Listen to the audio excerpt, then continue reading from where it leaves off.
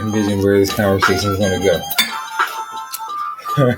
With that, welcome to the episode of Above Average Black Men. Yours truly, Chris Payne Sr. Chris Jr., as always, here to empower, inspire, and uplift the community. Devin Pender here to say like, follow, subscribe, share, comment, interact with us. We're on all platforms, y'all. Wow. For a second, I was like, Dev, you got this smooth baby face shave going on, but he left the shadow. Can't get rid of the shadow. He left the shadow. Yeah, you get closer. Oh, man. He left the shadow. But tonight's topic, what is it like being black in America, as a black male in America today? It's our topic, man. Yeah, and I think that's a great topic to talk about because, I mean, I've thought about this from many different angles, the idea of what it's like to be a black man in America. And one conversation that I had a little bit earlier was just, I think as a black man, there is a lot of expectations from us, as well as, there's a lot of pressure from outside groups and other people for us to look a certain way or be perceived a certain way. Like, for instance, like the example that I used, I was like, man, it's crazy to me to think that there's expectations from black men, of black men from women, and how or the way that we should or should not be. There's expectations from white people. They may not say it, but we know it when they want us to potentially be one of the good ones or be a certain way. And then even from ourselves in the community, like with black men, like I think there's also an expectation of how we expect to perceive each other. And I don't think it's necessarily right each time. Like even just kind of some of the examples that I use, let's say with black men and how we receive or look at each other, perceive each other. Just I know for growing up, it's still probably like that now. It's like, man, how many girls you get? Is that really kind of defines you as a man or even just a black man even in our community? Or like how you dress? Like, man, you got the latest sneakers. Do you wear this particular brand? If you were coming up, again, in my age, like if you see somebody that's well-dressed, with a suit or a tie on, in some cases, they may call you a sellout. You know what I mean? Because you aren't necessarily hip to what we say is the culture. And I think same applies outside races or even across genders. Like it's this expectations on what we should be or what we should look like. And I don't think that, we do a good enough job to kind of defining what that looks like within our own community. So I'm excited to kind of hear everybody's take and opinion on this, but how difficult it is to be everything else. But I don't feel like anybody really talks about it from a black man's perspective, like some of the issues and things that we have to encounter and go against nonstop. So, Dev, what do you think? I guess, Devin, what is your perspective or take before we start to have some of this spirited back and forth here? I would say a lot of the same. I'll even add a different wrinkle. Sometimes from, even our own women, you hear, what, you don't have any kids? And when you hear that, it's like they assume, you don't know how to talk to women or something like that, or you can't get girls. And that's like another wrinkle that I hear. It's very, I think it's very interesting and pretty unfair how we can get even judged by our own race, essentially. Yeah. And it almost feels like who's in our corner? Like who's in the black man's corner to defend? I don't want to say defend because we can certainly defend ourselves, but it certainly feels at times like there's nobody that's out there like kind of saying like, good job, black man. You hear, and again, this is not a knock in any type of way, but you hear black girl magic and how women stick together, and there's all these things. You start to hear like some positive things about black men now, but it's like a very small pocket of it, So I don't know. It's very difficult from all types of angles to be a black man in America at this moment, because even we're just talking about the expectations of it. We didn't even get into the racism and just the straight blatant just fear of us on so many levels too. Because I did mention kind of the three different ways in which, we kind of receive these expectations from people, whether that's from Black men in our own groups, from women just in general, or just kind of white people in different races. But certainly, like, there's a fear of us. And I think, like, that certainly is something that's portrayed often. So it's hard.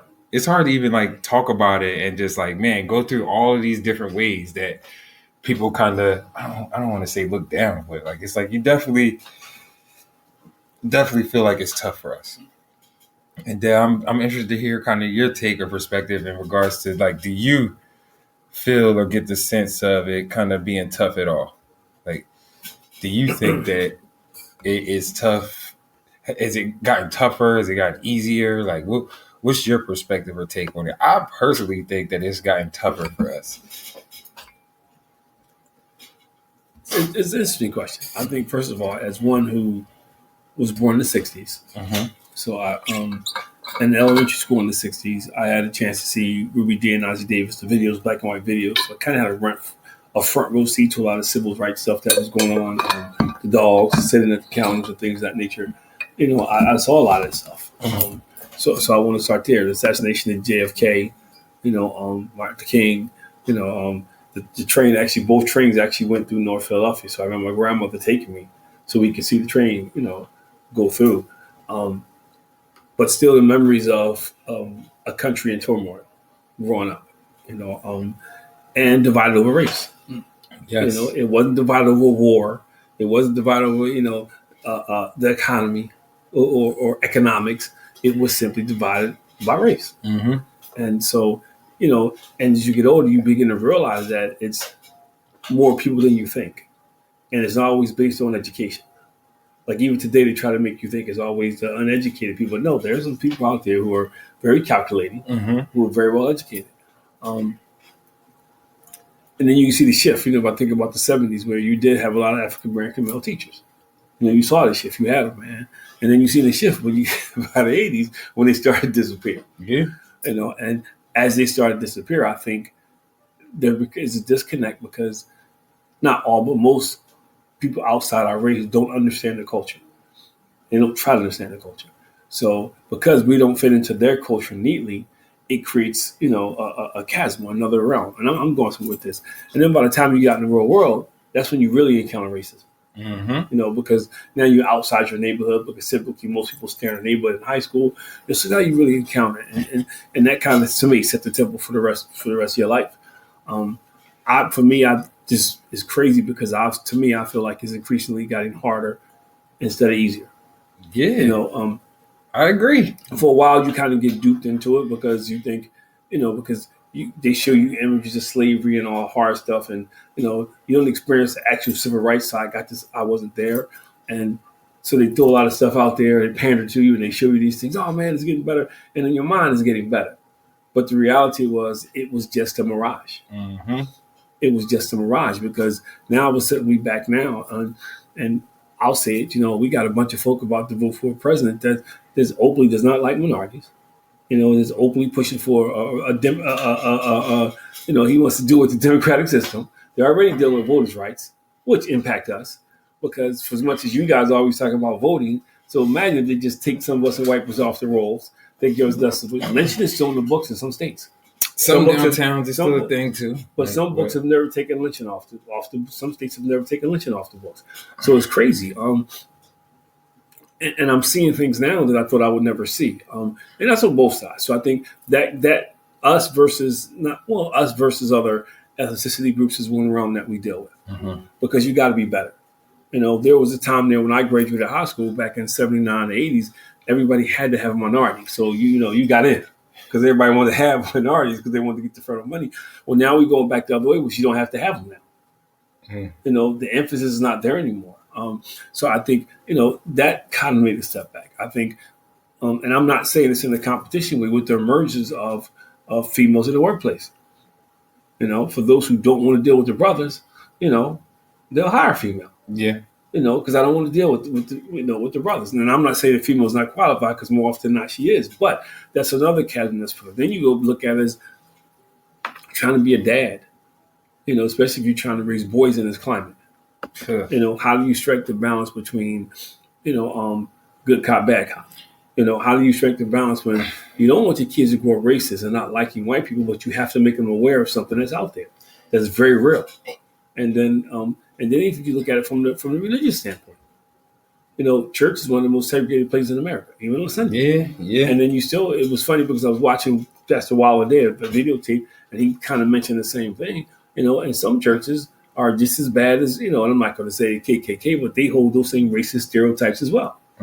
So if you're not careful, there's not a places for us for lack of a better term, to escape it. And then you're a father, you come home and you still got to deal with being a father and a husband. So I think, yes. Is it worse physically, the things that we endure, like lunch counter sit-ins and abuse? No. But I think there's a lot of subtle messages out there. Yes. That keeps us understanding. Even in sports, I was talking to somebody about it today. It's like somebody put something out that Jalen Hurts has won more football games in this short period of time than any other quarterback in Philadelphia history. Nick Foles, he doubled up Nick Foles in that same short period of time. I think he had 34, Nick Foles had 16.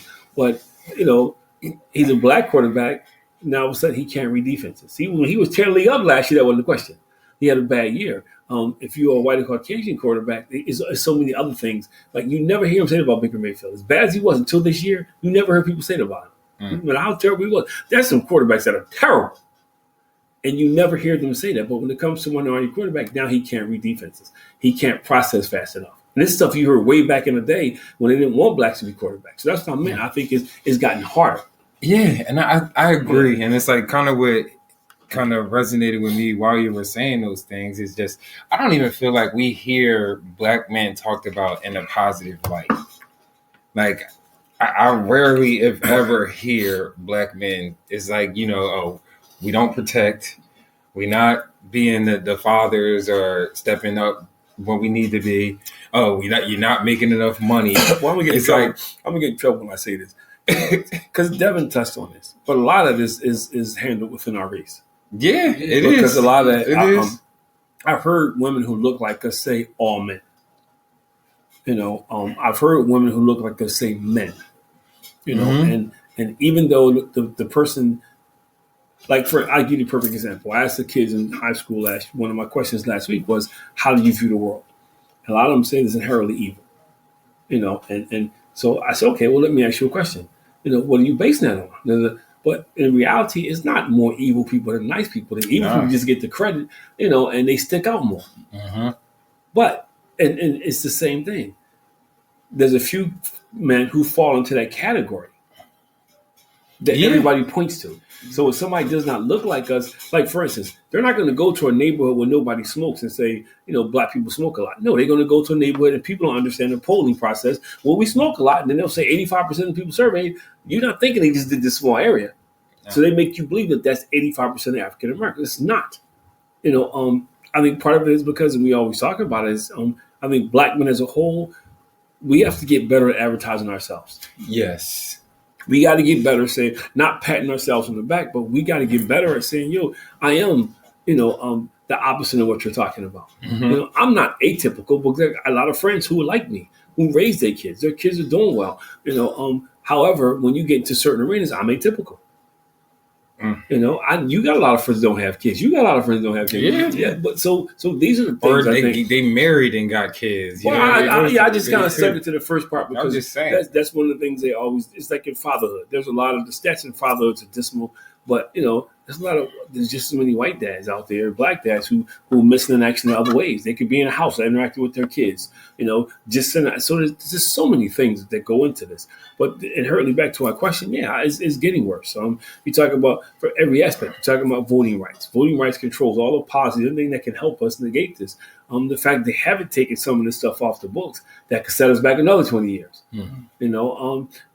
Perfect example. Now they took away, so minorities used to kind of at least have a level playing field of getting into some of these upper schools like Penn and Harvard and all. They took that away. Yeah. I mean, I'm just even thinking, it's very tough to be a black man or a black boy trying to grow up in America when it's just like you feel like everything and Black young everybody, man. like young man, everything seems to be stacked against you.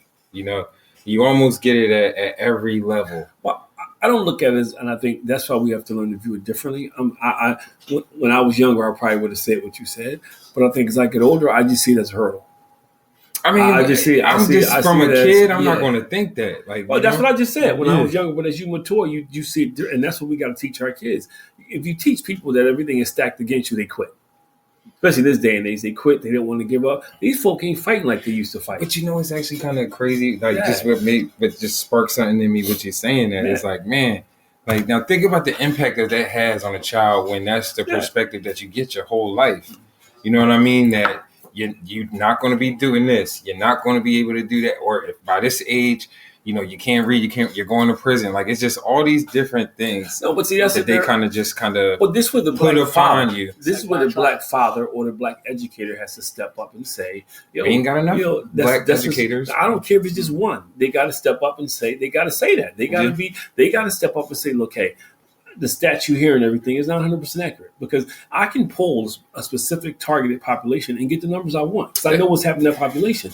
So I think this, even as uncles and all the other roles we play, we got to step up to fill the gap because we're waiting for someone else to do it who, frankly, they don't care because it's another form of capitalism. They make money.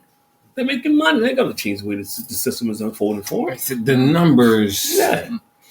I mean, they semi tell a story. You know, you can't say just discredit them all in general. Like when they say that there's a certain population of kids that are growing up without parents, like that's a real thing, or without a dad. No, but it's not black. It's not a black thing. That's the point. Yeah. If you go into a black neighborhood, you're going to say it's 98% African American.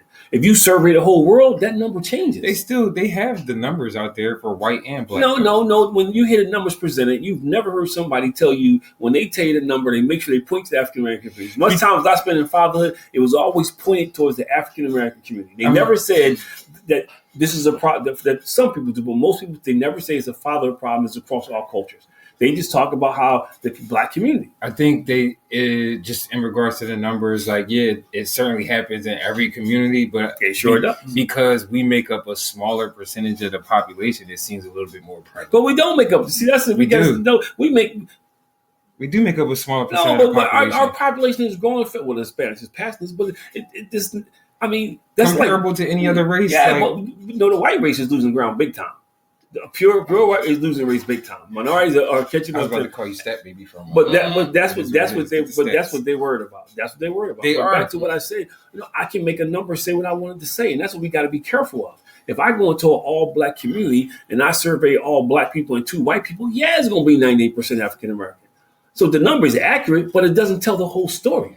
I mean, It doesn't tell the whole. And most people, when you writing grants to get money, they make the numbers fit what their you need. needed to fit. Yeah. They make it serve their needs. So my point is, we have to be careful when we just take those numbers and run with them and not fully pay attention to it. It's still a problem though. Yeah, it's still a problem, but how you deal with a problem determines on how big the problem is. For instance, let's go back. If somebody came to me and said that 98% of African Americans are undereducated, well, why ain't putting money after it? Why aren't you improving schools? Because it's more money. It's profit off putting them in prison. But that's not. That's why. But your prison's overcrowded. So they building more. They're not building them. That's the problem. Not building them fast. That's the problem. You can never. If you incarcerate people at a higher rate than you educate them, you're never going to build enough prisons quick enough. It's just not going to happen. Yeah. I mean, you can't. That's why we see people getting put back on the streets and then more crime happening, and they put them right back in there. But that's the issue because we turn cycle of nonsense. But that's the issue because we allow it. We allow politicians to get away with it. And as black men, I told you about the special I watch, and I hear all these black men wanting promises broken to black men. No, it's a black community. This is not about just the black. Black men need to take the role, but it impacts our entire community. And the problem with it is, if I get a bunch of guys just thinking about themselves or a bunch of ladies thinking of what we see now, you see the impact of it. Mm-hmm. You see the impact of it. Or if I got people out there and I get in front of people that don't look like me and I start saying all this bad stuff, black women ain't this, but that's the stuff that gets the media attention. They're not going to come, talk to you when you saying positive stuff. So that's what I'm saying. That's why we got to be careful for people who just hang their head on numbers. I would say the media and even social media have done a great job of pitting us against each other. Dude, But at the same time, I would also say a lot of it we've done to ourselves. Well, yeah, to a certain extent, I would agree with that. I mean, think about it. You got We make poor choices. a lot of poor choices. Think about there's people not using protection. There's people wearing ski masks for no reason all across. Like that stuff is. I am not. It's to our own detriment. Yeah. I'm not dismissing or negating any of that. I think you're 150% accurate. I do. And has it helped our image? No. However, and this is my point. You never hear somebody say all white people, but it's always all black people. When you see mass, no, I'm talking about in any news. I mean, we do. When you see, no, I'm see, no, hear what I'm saying. We do. No, the media don't say that. What your voice don't mean because nobody hear you. What we say in the barbershop, nobody's hearing that. But when that kid goes to school and he's exposed to the media, he's hearing those things. That's the majority of people. They're not saying it's just one dude who went off, like they say for people who don't look like us.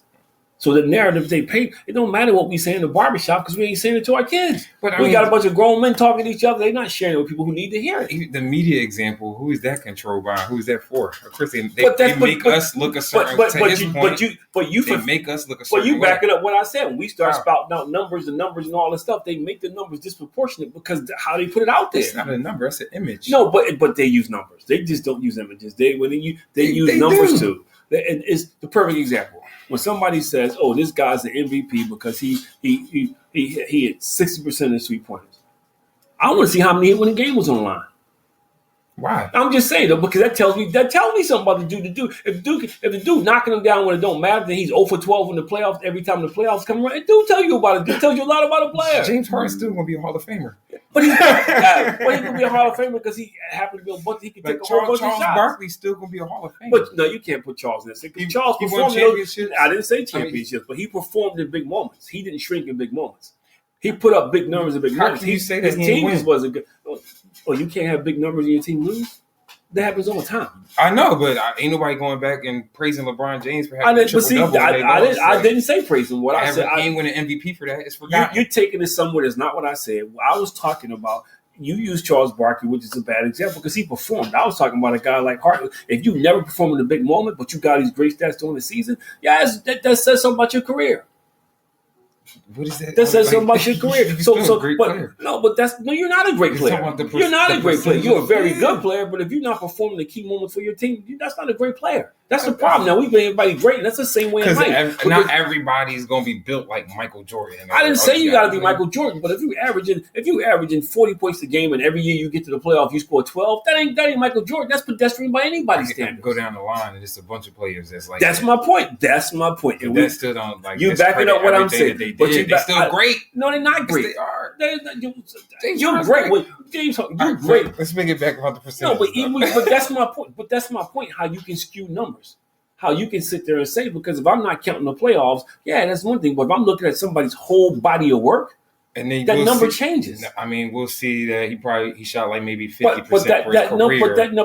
But now you're getting technical about playoffs. No, I'm not. I'm making the point. That's not technical. That's part of his career. What I'm talking about, you got people's lives in the balance. That little bit matters. That when you, especially in the climate we live now, where it's based on fear. When it make people fear, those numbers, those little bit of things, that little technical things you're talking about matters because it takes whole communities in terms of hate. He's not even talking about. I think the point wasn't even about the numbers. It's the images that we see that's put out there. For instance, like when Trayvon Martin got murdered or killed, and they wanted to put him in a hoodie. When instead, you could put other pictures out there, images where he wanted to be like an astronaut or a pilot. And but one of the reasons images. But it wasn't the images alone because what did George Zimmerman said? Because what he saw and what statistics say is he's more likely to be a criminal. I had black people tell that to me. So it's not, you can't separate the images from the numbers because those two things together are very dangerous. If I keep peppering Devin with this is when I was in college in my class. Psychology class. I never forget. Teacher kept saying, this guy's coming. The guy's crazy. He's a little off.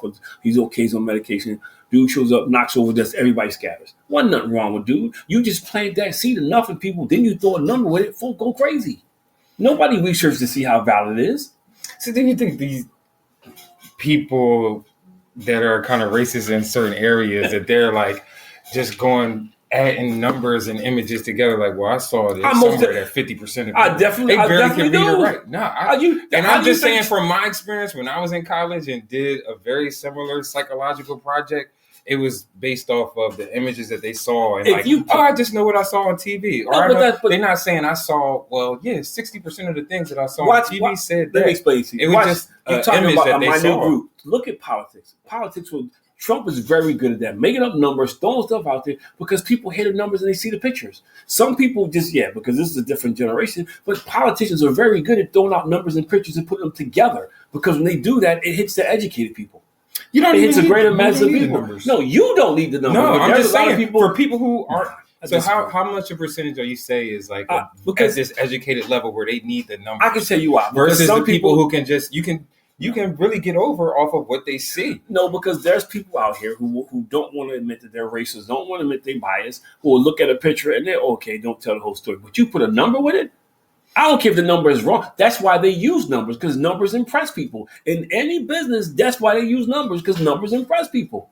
It's a lot more. There's a small generation people who don't need them numbers, and you can see them and hear. What you talking about? People, but little people who make decisions use numbers. I'm not talking about Joe Blow, who's a racist who lives around the corner. Because that's how he decides how he's going to be like this. But he's not the one. The problem is when he gets the upper middle class, educated people. Whoever wins that class wins the election. And I'm just using that as an example because that's the people persuaded by numbers. That's the people. That's like somebody look and every year they crack me up because they say we polled African Americans, and every year I'm 62. I've never heard any of my friends I know got polled. Never. So I don't know where they polled at. Nobody. I don't even know anybody who knows somebody who got polled. But they do this poll and they throw the numbers out there. And most of the time, the poll when it comes to our community don't even hash out when the actual election happens. Why? Because if I throw a number out there and I put some crazy pictures up there, well, I ain't gonna vote. My vote don't matter. Why? Oh, well, 30% of the people, and the people are the first ones to throw it back at you. I think probably taking it away from the focus of news and still just talking about the imagery of it. You see it in TV shows like Family Guy or cartoons where they make these racist jokes. Like you see it on just a lot of shows where it's these kind of racist, stereotypical jokes about black people. What does the numbers have to do with the image? Because you're talking about one minute thing, but that's the reason why they try to. It's not minute. It is. You're talking about one prevalent. You talking about everybody ain't sitting here watching cartoons. That's an example. But I'm just saying. So that's that's just one round. Again, what did they say about music? Yeah, it was the images and the sounds, the videos, and then they throw the dollar sounds out there. I'm gonna be rich. I'm gonna be rich. So I hear what you're saying, but they figure out people who can know how to control people, figure out what target population, what demographic to work and how to work it, and that's what they do. Yeah, and it's not just pictures work, but there's a lot of people who get moved by numbers. There's a lot of people in this country who get. That's why people get conned because somebody throw a number out there. Oh yeah, you're gonna make all this money, and they hit a number, and sometimes those numbers override your rationale. So numbers, you can't just dismiss them. What I'm saying is there's a balance and you have to be careful because they use numbers to manipulate you too. It's just like we got finished talking about. You convince a neighborhood of people that 1 out of 3 of y'all going to jail. So when 1 out of 3 start going to jail, well, nobody's surprised. Even if it's trumped up charges, whatever, nobody's surprised because we knew that. But do you didn't know it? You knew because somebody told you. Media like that? Do they say that on media? Like I think. Your mom watches the media. Your mom watches media all the time. They always use numbers.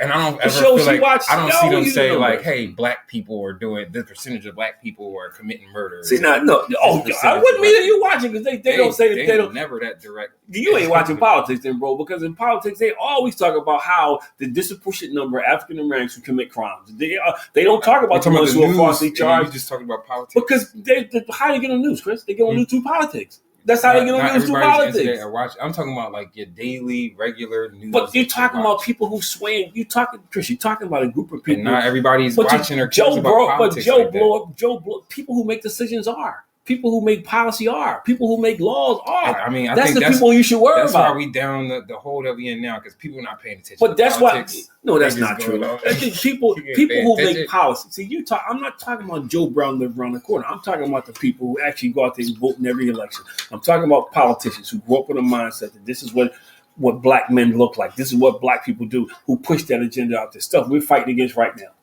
I'm talking about those guys. If you want to go to sports, the same guys who said blacks couldn't play, couldn't be point guards because they weren't smart, or they couldn't be quarterbacks, they weren't smart. If somebody planted that seed, the group people ran with it. And the group people ran with it. When Allen Iverson showed up with the automatic, he was a thug, but he had cornrows and stuff in his hair. He wasn't anybody. No, people even take away from his basketball prowess because of that. And when you hear, and the media does talk about that. I mean, not everybody, but politicians, the people who like I said, who make the rules, who set up the legislation and stuff like that, they always throwing numbers out there. Mm-hmm. And every time in both parties, that's why at politics it drives me crazy because you got to fact check everything they say. Yeah, I mean, almost in real time. Well, that's not an accurate number because that's how they know how they lie because they know how powerful numbers are.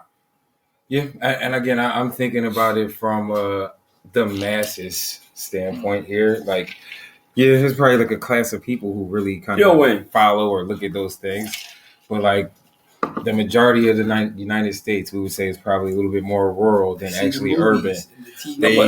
But you can't say these TVs. They don't care about. But the majority never rules. The majority never rules. The people who actually vote are the ones who rule. The people make policy, the ones who rule. It's the people. It's not the majority. It's the people who set precedent for this stuff. They make the rules. The majority. If the majority of people voted, we wouldn't have the same idiots we have in office. No, the majority and who actually. True. Why wouldn't it be true? You hear all these people complain and say, "Look, because it's a lot of crazy it's not. Reds out here." No, but if think about Pennsylvania, I think perfect example. Everybody thinks that Philadelphia, because that's here, that Pennsylvania is this liberal state, but the rest of this, but if you got traveling out throughout the state, we know what it looks like. But if you got enough people, politics would change because people would start supporting other people instead of the regular politicians. And I don't want to be on this long. You would. If the majority of people voted, the country would be different because that's why they don't worry about dealing with the majority. That's why all of a sudden the black vote is a big deal now because it was so close before. And what they figured out was if all people who voted who did not voted either way, one would have been a landslide and the other person would have won. That's just how close it was. But they never focus on them. But I want the ones who vote. I don't care about Joe Brown in the barbershop who sit there talking and never vote. I ain't worried about him. I'm worried the guy's going to go down to the poll and catch his vote. So I got to speak his language. I'm worried about the guy who's going to put $1 million into my campaign, not the guy who's going to stick $5 in a bucket. So it does matter. I wish the majority would, but it's not. Like Trump didn't win when he won. He didn't win the popular vote. He won the legislative side of it. He didn't win the popular vote. College. Yep. So it's and it should be you think it would be the majority of people had to say, but that's not how it's set up. And it goes back to what I'm saying about why it's difficult being a black man because, and to your point, some of it we have done ourselves. We haven't. We don't do our homework. We don't pay attention. We don't vote. We sell elections, man. We don't get our own candidates. We don't hold our local politicians accountable. All that stuff, man. We don't. Some of us not fathering our kids, man. We got these kids doing buck wild, man. Yeah, and we got our kids. So there is some responsibility too, but also there is a system that makes it extremely difficult for us to be who we truly are. It's a struggle. I can't reason. I can talk, and just like we just got finished having this discussion, we can have this all day long. But if I had to a white person or a white woman, I'm like, I can't do that. Because now I'm intimidating. And that's where, again, I think I don't think maybe numbers removed from that. Like it is just this perception that they have of us when they see us. Like I think.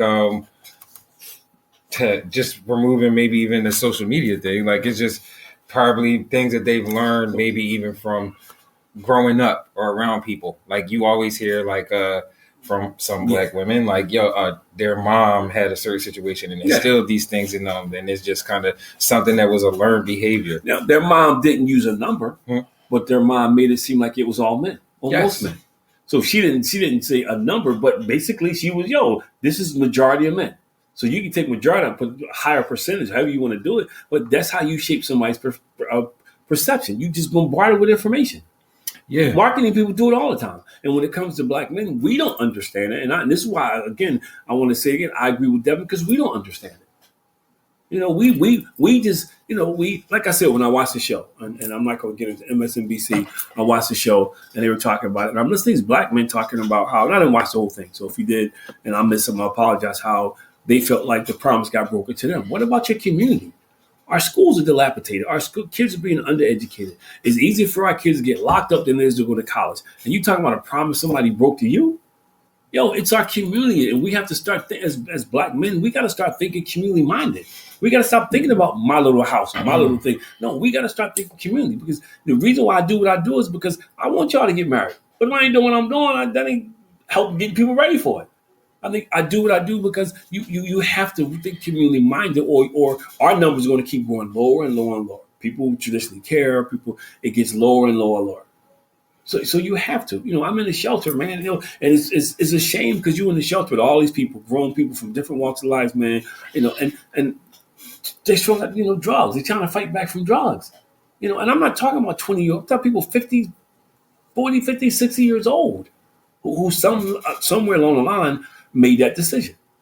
So what I'm saying is, as black men, we do need to do a better job. But it is, and Gary's on here, I'm sure he'll agree, it's getting tougher and tougher. And I think a lot of it is systematic. I do want to say that. And we do have a say in some of what we do. But we got to break the cycle. At some point, we got to break the cycle and just stop accepting what it is. So I have a question for the both of y'all. What do you guys think the black man's image is in today's world currently? I mean, I think it is skewed, and it's like They said skewed, but what do you think that is? What do I think it is? Yeah. Like, again, I feel like, what do I think it is personally? Yeah. Or what it should be. Both. Why not? Because I mean, what I think it is, again, I feel like it's skewed and it's very much all over the place. Like, I think, as I mentioned probably at the top of this show, like, you have a certain population of people that look at us as being dangerous, toxic, just for being a man. You get we're not educated, we don't work hard. Like, I feel like you hear rumblings of a lot of these things. What I personally think it should be is like, just from the men that I know, like, certainly pillars of strength, like people that are heavily involved in their community, mentors, role models. Like, I do see, again, in my circle, a lot of positive black men doing extraordinary things. And I think even beyond my circle, just in my microcosm of things that I see online, I probably purposely search for and look for those things because I know that there is this kind of negative stigma or whatever connotation of us. And like, but this proves my point. Yeah. When you were talking about the statistics before, I know a lot more people who are doing a lot good things than doing bad things. I know a lot of people who take care of their kids, who are paying their bills on time, who are married, or who have a nice middle class. I know a lot of people, but statistics will make you believe that, like, we're an anomaly, that we're not average. That they will. And what I see, I think the way we're dressed right now is how they see most of us. The hoodies, the jeans, or sweatpants, or sneakers. I think that's how they see most of us. And hence, you hear all the time, "Oh, you clean up nice." "Oh, you look good in the suit." Because they're surprised, they're shocked. So I think that is the image they see us in, and they're comfortable with it because it justifies their bigotry, it justifies their hate, because they can point to people dressed like us doing bad things. So I think that's the image they see. And I don't care. You may think because you live in a different neighborhood or whatever, but that's what they see. It's like when I go to do PD days and stuff, I purposely don't get dressed up. And I can tell the interaction with people that I got to pull out the master's degree card. I know they ain't doing that to white people. White people show up with boat shoes on and all kind. Nobody questions their credentials. Nobody questions it. So that's, I think, when they see that, that's the expectation. Now, to Chris's point, they should see the other things, because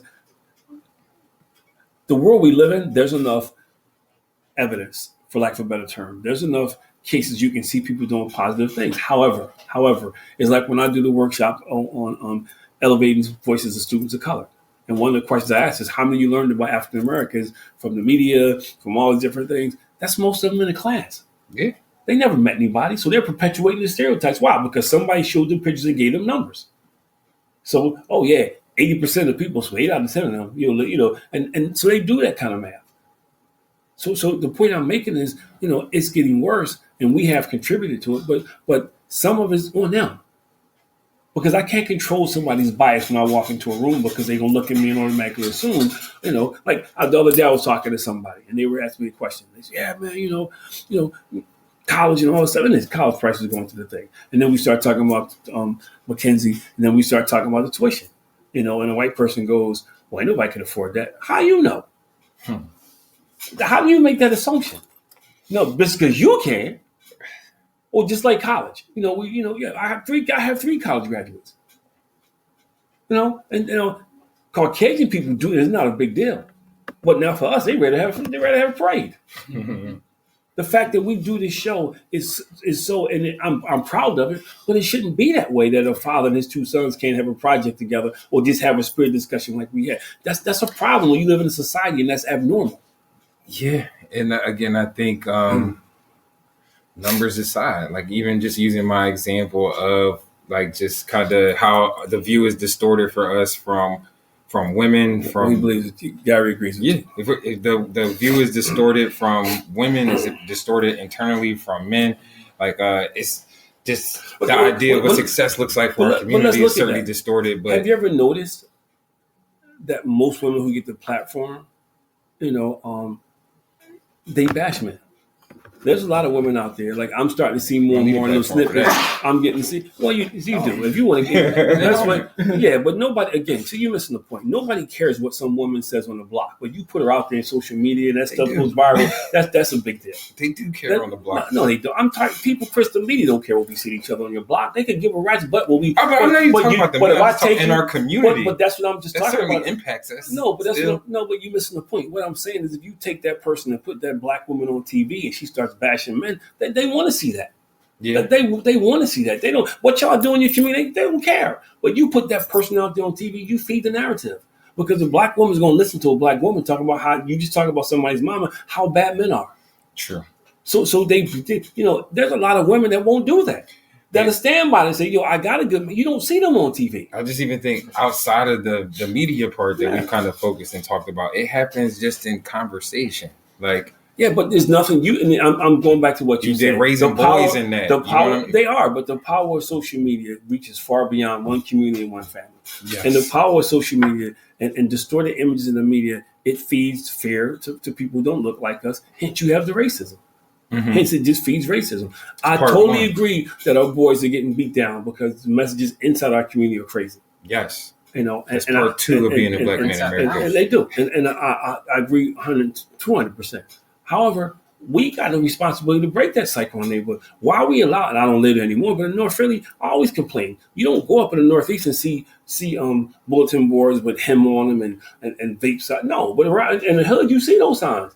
Buying beer and all this stuff, you see those signs in the neighborhood. Mm-hmm. You don't see these Chinese stores moving and selling alcohol in these good neighborhoods. But you see them in the hood.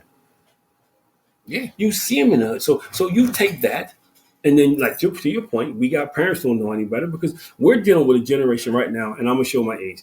At 62, I remember 20 years ago being in the room, maybe more than that, having a conversation with people when I was with an organization called Urban Family Council. And we used to go into the schools, and they was like, well, we're not going to do it anymore.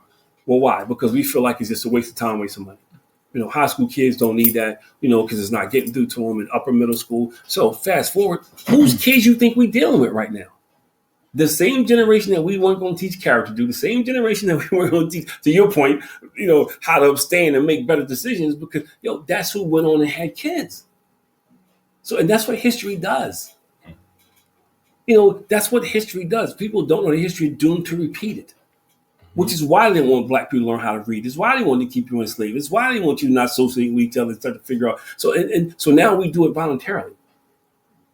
And that's what we have to do a better job. Both of you hit on the head. We have to take responsibility. I do. Yes. All this trying to find somebody to save us and lead us out the muck and mire is crazy. Crazy. I'm not in politics, but my plan would be, you start in the community. You start with the church. You start because that's already an established entity, and you work outward in your community. Not going to Africa, not going. I know somebody will get upset when I say it is not going. You do, and you work your community. Mm-hmm. And it looks different from everybody, but you work your community. Yes. And you don't say because one kid is ruining stuff, all the kids like that. You don't do it. There's good kids and bad kids in every community, in every ethnic group. And it's not going to happen in a week. But if everybody made a concerted effort, say, one, I'm going to start with me. I'm going to be the best version of me. Two, I'm going to reach out. I'm going to take somebody else on this journey with me. And I'm going to challenge my friends to take somebody else on this journey. And that's how you start it. Now, I may not see the results in my lifetime, at least not the final result, but that's how you start a movement. And we got to get back to it. We started to move with the rap culture. Everybody went, And now look at that culture. Yeah, but don't even mean what it was supposed to mean. It was a voice, giving black people a voice to say positive stuff. Yeah. So we got to do better. And I'm not debating that, but we also got to recognize that there's systemic racism out there that we got to deal with every day too. Yeah. And it's not going to go away because we sit around in the barbershop and talk about it. I can sit in the barbershop and talk to my boys all day long about how bad the local school is, and then I don't vote. Well, I go vote for somebody that come kiss a baby every 4 years, and I don't see him again for 4 years. So, I'm gonna put a pot roast in everybody's pot, and I'm gonna put a car in everybody's garage, and everybody you can't even drive. So as black men, we have to understand, man, that we are the gatekeepers. As black men, we got to understand, man, that we should be, I think you said it, Devin, we should be protectors. I say this all the time, and I got to get my Bible moment in. The Bible says, and you talk about Adam, if you told Adam was supposed to have dominion, in the garden. Mm-hmm. Man was supposed to have dominion. Dominion does not mean you're just in charge of it. It also means responsibility. You're responsible for it. Black men have to be, you shouldn't have 5 families in 5 different places. You're right, Devin. We're responsible for that. I told you when I'm watching a special when they talking about changing some of the laws. No, teach your kids not to break the law. Don't change the law because you want to. No, let's teach them not to break the law. Mm-hmm. That's what I'm talking about. Oh, we're going to change the law because people die sensitive with trivial laws. Yeah, but it's the law. Teach them not to break it. Then you go change the law. Don't change the law because you're not teaching them anything.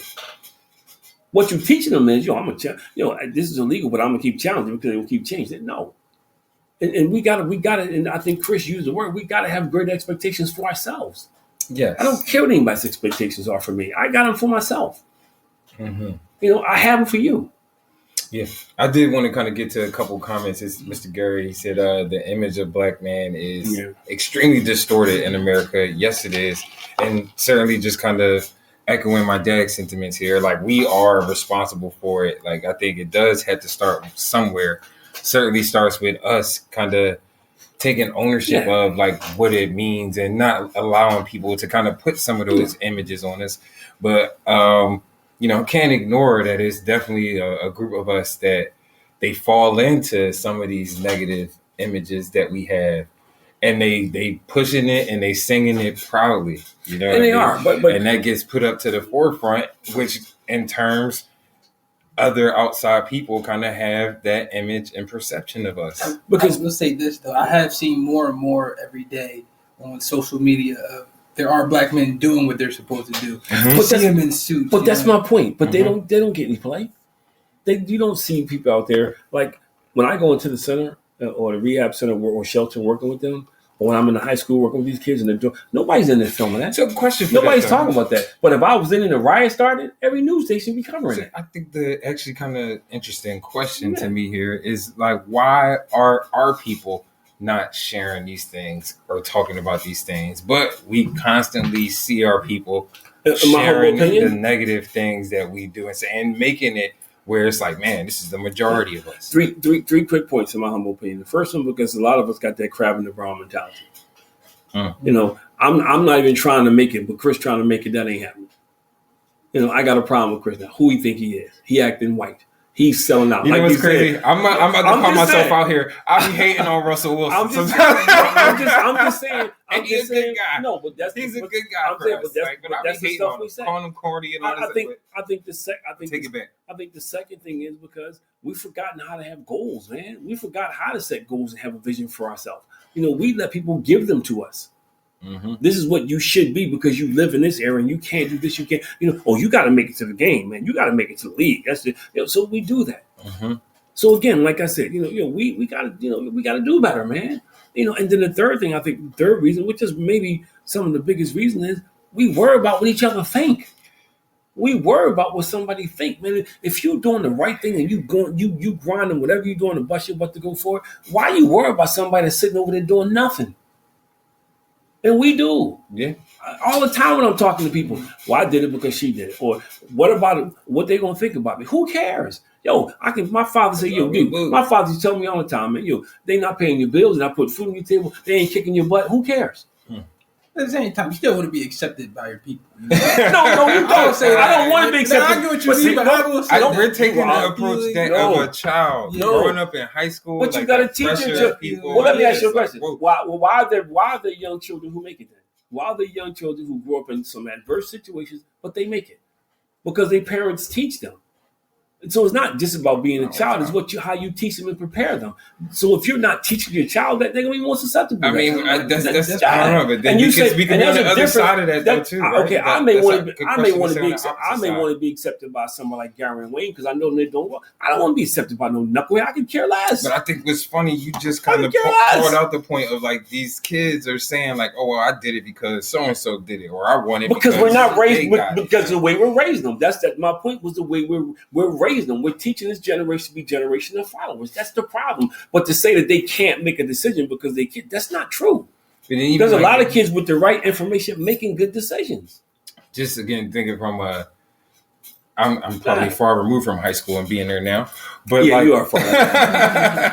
But still, I still remember like just the idea what you remember is of peer pressure. No, it's still very much I think different, heightened and even crazier now. That's what I said. It's not the same. Yeah, it's different. It's different. It's a lot worse probably because if you did something on the 5th floor back then, it took a week to get around the school. You was on the 5th floor now. Before you get to the 6th floor, they know. Instagram or TikTok. It was a brawl. It was a brawl outside of charter school, Franklin Charter School in Brownsburg, and all these kids. Some kids run up out of nowhere, kicking this kid like they were kicking a football. Heard about just jumping in for no reason at all. I guarantee you, all they know that kid just jumping in, winding up kicking.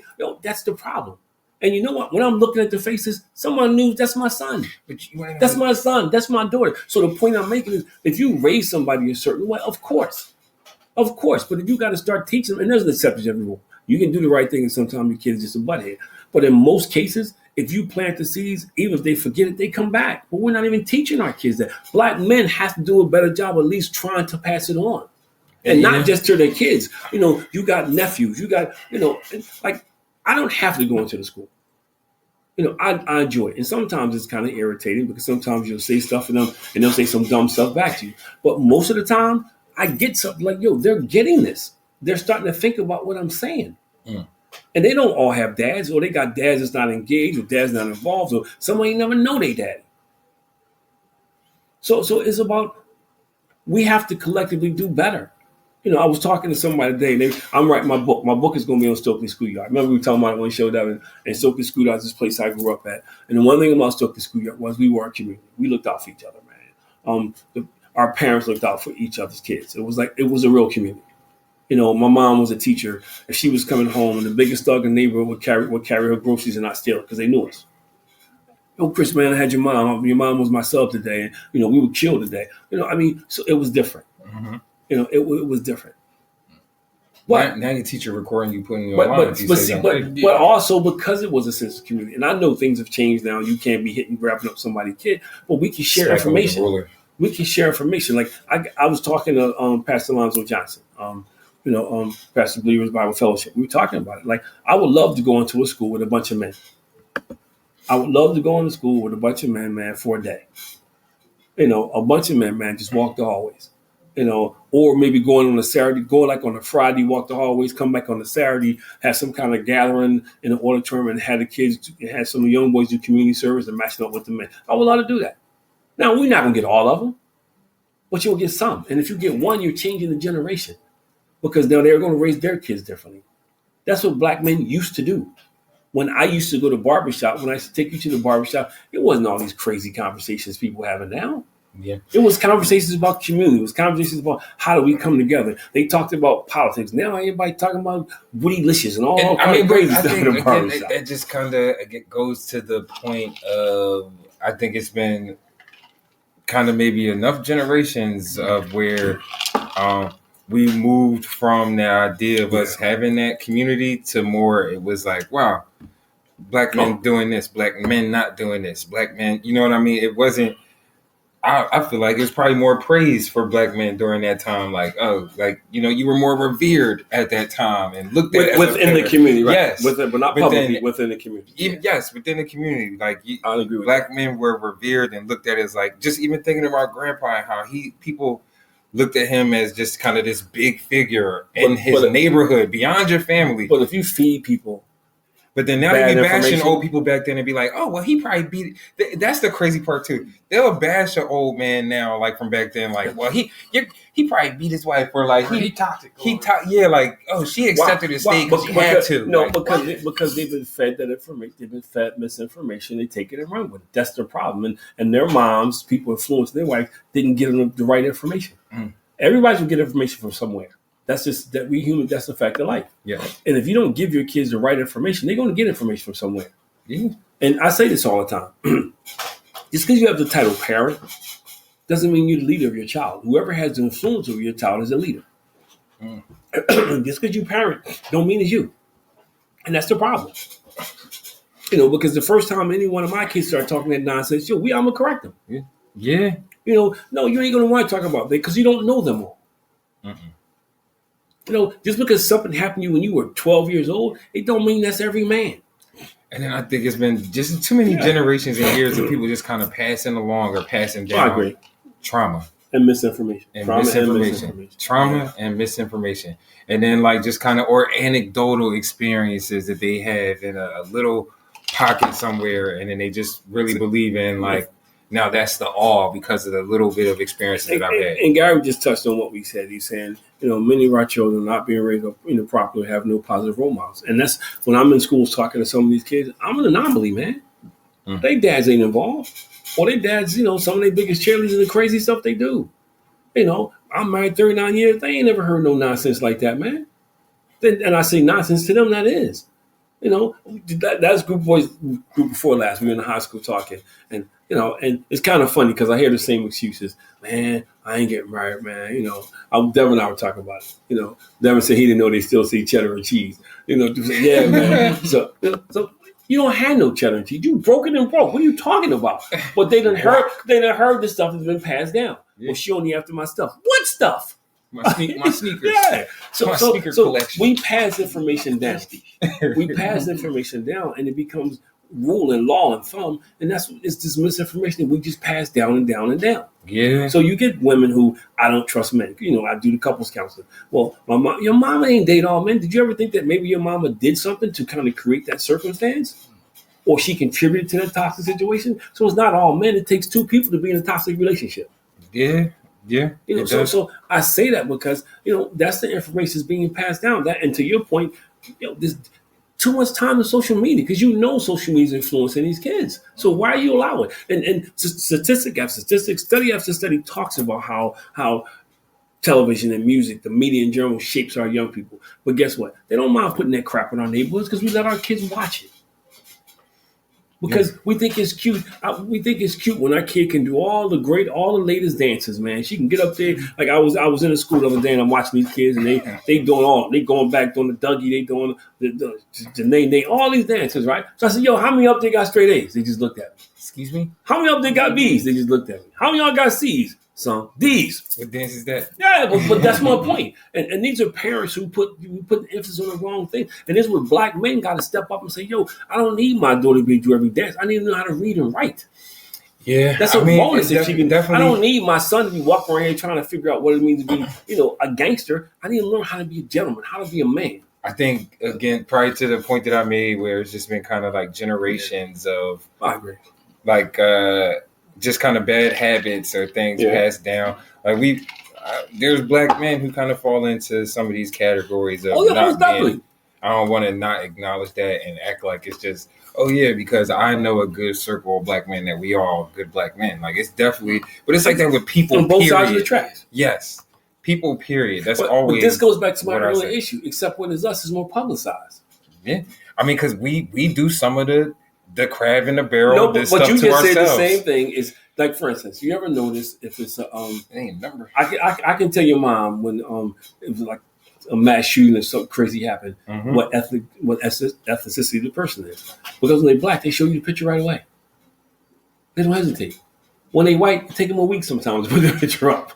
But And they know it's like graduation picture holding And I remember Allen Iverson said that when he got arrested one time, and he said, all the pictures you got of me as a basketball player, you took the worst picture you could, and that's what you put on the back page on the front page of the newspaper. That's on purpose. The images that they put up. But that's my point. That's what I'm saying. We have to be careful about the media and the numbers and the stuff they put out that we take in. But I got to be very careful with that. Again, from a broader perspective, like again, with our conversation about the image of black men, I think it's a number of things that are against us at the moment that kind of put this image or portrayal of us out there. Yeah, I agree. And I think that really is kind of, in terms of what it means being a black man in America, it's hard. But my comeback to that is, treat me as an individual. Don't treat me as a whole ethnic group. And that's kind of crazy. Treat me as an individual. Get to know me before you start casting out all these things and what you think, and what you think I am. And do, because, I can sit down and talk sports and be silly and goofy, but I can flip the hat around when I got to flip the hat around. And I've been in both rooms, and I had to sit down and articulate myself very well. I had to sit there and get a contract, had to go back and forth, and I've been in rooms where we were just yucking it up and everybody acting silly. So I can do all that. And I'm not saying this in a braggadocious way. I can do it better than some white people I know. But the problem is they're judging me soon. And to your point, we some of the worst ones. Yeah. We some of the worst ones that we judge each other soon we walk in the door instead of say, well, let's figure out what's the common ground. I'm your competition soon I get there. So we are some of the worst ones. But the cycle has to be broken somewhere. Yeah. Right now we're going further and further and further and further away from the needle. Further and further and further away, voter rights are being taken away, and we're doing nothing, man. We sitting here, like I said, they're arguing about $1 billion stadium downtown, and half our schools dilapidated and falling down. Don't have air conditioning, still dealing with asbestos, still dealing with lead paint. It's crazy. Teachers are still. I was talking to some teachers the other day. They spend a couple $1,000s a year on supplies for their kids. That's crazy. Yeah, that you got to spend out your pocket. So that's my point. So when I hear people, and people got to be held accountable. Let me back up. So when I hear people say this, no, it starts locally. Or I used to go to SRC meetings from the school district, and then you go down there, and we in there arguing because they closing the school and my kid's not going to have a prom. The school, it was one school, Chris, that was failing for 10 years. First of all, it's a travesty that you let the school stay open for 10 years. They shouldn't even go to prom. Well, no, all she knows, and then, my daughter got to catch a school bus, so she got to get up early and catch a bus. Your daughter's not going to be properly educated. That's what you should have been talking about. So that's what I'm saying. So this is where I think, and I'm not negating black women. So please, if you're out there, I just think there's a role, and we have roles. Yeah. And I think based on what I believe, I think men who are in the household should be head of household. I'm not saying they should be the boss or thing. And with head of household or having dominion, however you want to put it, comes a responsibility that you take care of those, you look out for those, you protect those who are assigned to you. Yeah. Who are under your care, under your tutelage. And it goes deeper than that, because if you bring somebody else that's assigned to you, then they're assigned to me. Sounds like you want a family. No, because they're hanging around you. If they're hanging around you, then I need to worry about that person if it's hanging around. I get that. I need to pour into him, because bad company corrupts. That's true. I feel like we got a question about, gentlemen, what is it going to take for us to wake up for real? I think it's going to take a combination of things. Certainly, I feel like what you touched upon in terms of like men stepping up and being in the schools and just kind of being around. But I do also think it's going to take our women and ladies as well. I think it's kind of the point that was made before. A community is all of us. And I think we both play an important part of the image of the black man, as well as just our community in general. I think we're responsible for each other. I'm going to slightly disagree. I think women should get involved. But I think if you go back to the blueprint of civil rights movement, Dr. Martin Luther King, I think it starts with a bunch of strong men. I think if every church said we're going to get our men together, if every synagogue said we're going to put minorities in the synagogue, we can put our differences down with the Muslim brothers. I spoke in Delaware a couple of years ago, and there's some Muslim brothers in the room, and they said the same thing I said. If we could just put our differences aside and stand for our communities, you will see change. But we so busy fighting over each other, fighting over stuff, that our communities fall. The very thing we're fighting for is falling down around us. So I think if you want to take over anything, you start with the men. If you put the men in slavery, you can then take over the rest of the country because it's easier. So you start with men in everything. You know, when Yeah, but I still, think that doesn't change. I still feel I'm not saying I don't say we need them, but get on board. Your initial stance should be all the brothers should take their right, because that's what's going to get everybody's attention. Mm-hmm. Because they're used to black women doing stuff. Be honest, black women do a lot of stuff for us. They're used to black women being the teachers and serving in church and doing. They're not used to us being it. So the minute we show up, we're going to get attention. It's no different when white people pay attention because there's 5 black guys on together on the corner. That gets their attention. They get their attention. I see 5 white guys. They up to no good. Now you know. See now we just kind of getting off the path. But you know, as you get a group of us together, people always automatically assume something is wrong. So when you start getting together to do positive stuff, you know, even the example of Martin Luther King, there's prominent women that were right there in the mix. But they weren't in the front. This thing was started. I didn't say we don't need women. I didn't say we don't need women, but you need a bunch of brothers to stand up first to get their attention. If you just start saying, you know, that's who gets the attention. That's who makes people pay notice. The FBI, the CIA, all of them started paying notice because you had these brothers out there doing this stuff. I don't think they like to see us together. They don't, but I agree with you 200%. But it starts with the brothers. And just like you need white people to make this work too. So it's not us against them, but brothers as a whole first need to take the first step and come outside our churches and stop saying because I go to E9 and you go to Deliverance or you go to Bethel that we can't come together. That nonsense got to stop. You know, or I can't talk to you because you're a different denomination. That is, and my grandma called them demon nations because there's no denominations in the Bible. You know, I mean, that nonsense has to stop. We got to be able to put our little petty differences aside, you know, and say, okay, we're fighting for the next generation. I think we need more positive programming. And I feel like that was the great thing about, you know, not his personal life, but that was a great thing about like the Cosby Show or like hanging with Mr. Cooper. You got to see, you know, a black man being a doctor, Uncle Phil being a lawyer, and really being there for not just their children but the community as whole. But you gotta see it though, and you know people still need to see that in person. I agree with you, and this goes back to what Chris said. We don't control that, so that's why you don't see it. We don't control it. That's why you don't see anybody rushing to remake those shows. They didn't make it all every show getting remade. But they made it more dramatic. Right, like more drama. Saying, but you don't see people out there rushing. So that's my point. I think, and I'm not putting you know saying that we should be above or anything. You know, black men need to step up and take their rightful place, man, and be the leaders in their homes, man. You know, be the husbands they're supposed to be the fathers they're supposed to be. Like you said about those TV characters, be involved in your community, and it's a different level for everybody. You know, I remember my dad, God rest his soul. My dad was like, yo, we sit down and eat, take this pot down the street to so-and-so. You know, there was somebody knocked on my door when he knew it was dinner time. We weren't best friends, but he knew it was dinner time. He knew my dad was going from something to eat. So I'm saying we got to get back to those days, man. And men women definitely need it. I'm not saying that. Young people definitely need it. But men, millennials, you know, Gen X, everybody, to get together and say, look, hey, this is what we want to do. This is where we're going to make our stand. I'm not going to be upset because Devin wore a hoodie and a pair of jeans to church. You know, so that can't be the dividing point among us. Or because he likes dreads or whatever, that can no longer be the dividing point among us. Yeah. You know, the dividing point, you know, we got to say, look, this is about the next generation, man. And we're literally dying. Black folk literally dying, man, because we're dropping the ball. Yeah. And I think kind of just summing things up, it's like I think Mr. Gary said here, it's distorted view of us here in America. And there's so many things I feel like we need to get together. Yeah.